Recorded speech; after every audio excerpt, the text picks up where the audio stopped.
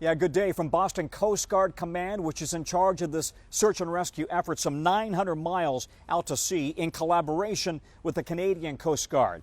Both Coast Guards have had ships in the area and also planes in the area. Just this morning, the Canadians had a P3 out on the scene, dropping a sonar buoy to again listen for any signs, trying to hear the sound of that missing submersible and also maybe any tapping or voices from underwater. But this is incredibly deep. The Titanic sits 2.5 miles underwater at that depth. No diver can get out of a submersible, and even a top-of-the-line Navy sub could not dive that deep.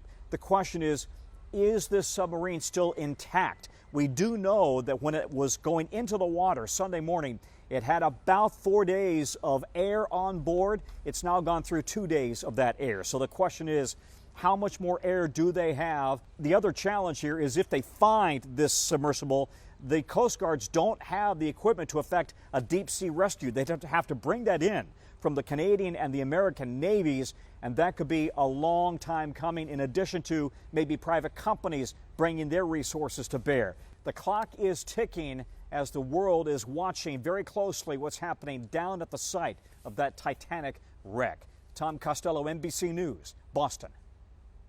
In the cold North Atlantic, an all-hands-on-deck search and rescue operation looking for any signs of a small private submersible and the 5 people on board missing since Sunday after going to explore the Titanic wreckage. It is a challenge to conduct a search in that remote area, but we are deploying all available assets. It's a 21-foot submersible named Titan, made of titanium and carbon fiber, owned by OceanGate, a private company that charters tours costing as much as $250,000. Among the paying passengers, billionaire Hamish Harding, whose previous adventures included a submersible dive to the Mariana Trench and a space flight on Jeff Bezos' Blue Origin. On Instagram Sunday, he signed his name on the logo as he announced he'd be diving to the Titanic.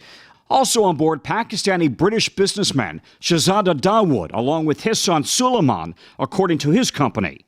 Overnight, OceanGate released a new statement. Our entire focus is on the well-being of the crew, and every step possible is being taken to bring the 5 crew members back safely. Last year, the company's founder and CEO discussed the ongoing fascination with the Titanic on Seattle's King 5 TV. We have a number of people who come with us, sometimes referred to as Titaniacs, people who have just been consumed by the Titanic, and it was just great to take them down. Among the search efforts, U.S. and Canadian C-130s conducting visual and radar aerial searches and dropping sonar buoys in the water listening for the sub. When something happens on the high seas, it gets complicated quickly because of winds, oceans, drift, all that stuff. Considered the world's most famous shipwreck, the Titanic rests at a treacherous depth of 2.5 miles.